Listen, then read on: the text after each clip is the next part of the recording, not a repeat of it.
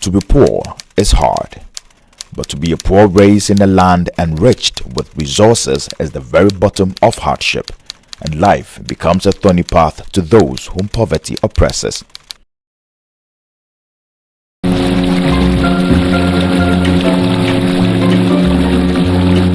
The Amansule River in the Western region. Wondering why I'm wading through this river? Where I'm going to? Or perhaps what is even beyond this point? This district is among 21 other districts here in the Western region. And beyond this point is Megina, a community, small community which is estranged from other major townships.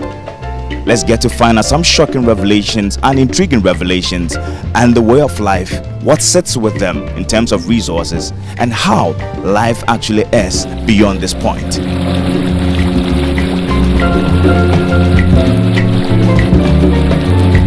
The sweeping vegetation that stretches across the Amansule River to the far side of Nzulezu is a vast and rich land with a small number of people living on it.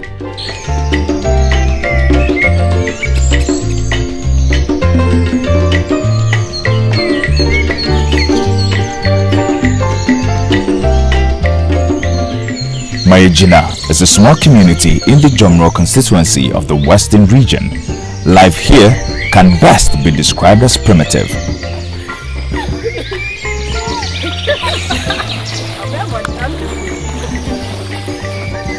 We spent half an hour fording to the bank of the river. At the riverbank, we were informed by the young man who brought us with a canoe that we had to walk about 30 kilometers through the forest before getting to the community.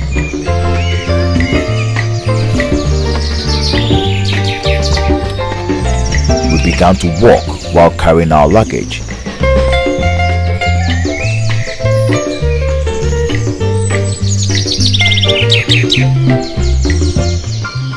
It got stressful as we covered more ground.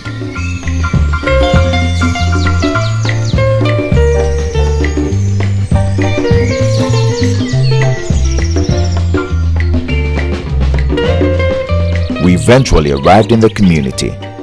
To my utmost surprise, it looked bleak and desolate. There wasn't much happening, and the settlement layout was cluttered and built with mud, while a few were partially plastered with cement. When the locals noticed our presence, they curiously stared. It was heartbreaking to see the elderly walking unsteadily towards us and stopping in mid-strides, while the kids also faltered due to sickness which could clearly be seen on their faces. This prompted me to walk through the community to understand what significantly defined life in Mayejina. It was extremely easy to walk the length and breadth of the community without missing our way due to its small size. We discovered that potable water, electricity, healthcare facility, and schools were all non-existent. Shocking, the only structure in the community that was used as a school was in a deplorable state.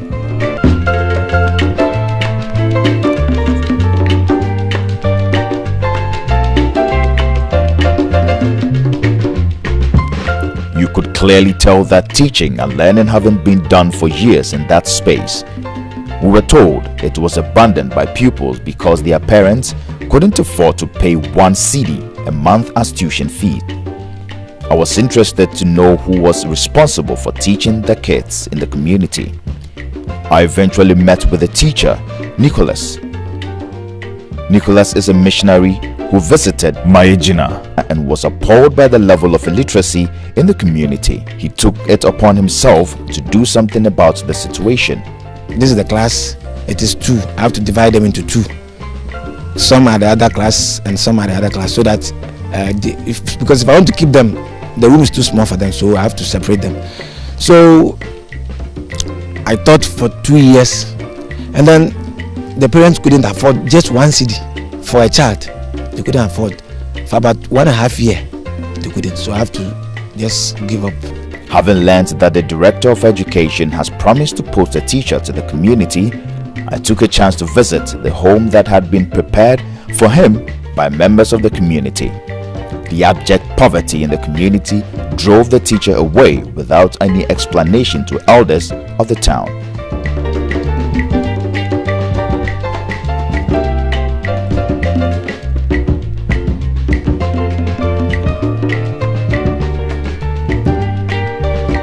This daunting situation about the lack of education amidst other imminent issues such as poor roads, proper healthcare facility, has been the heartache of the chief in the land.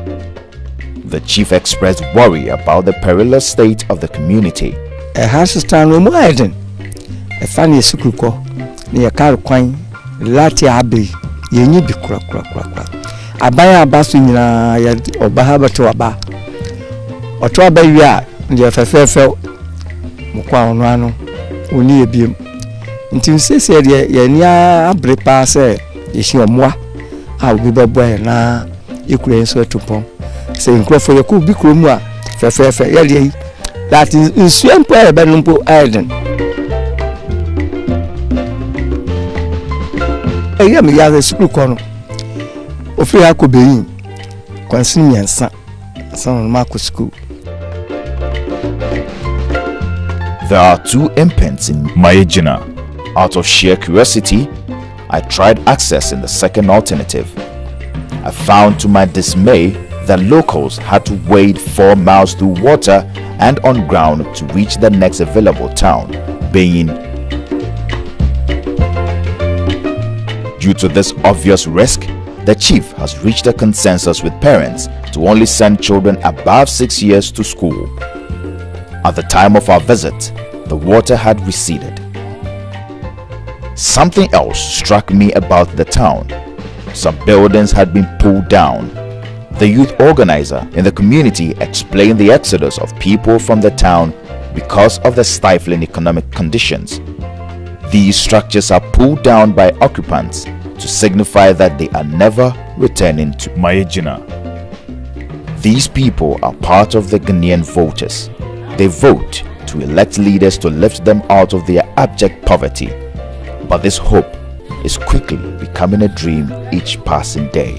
But it is sad to know that the eyes and ears of the authorities have been closed to the plight and cries of these people in Mayejina community. This is the life beyond the greens. Shocking revelations, disheartening and heartbreaking. Joshua Nana Kwame Ayira, GH1 News.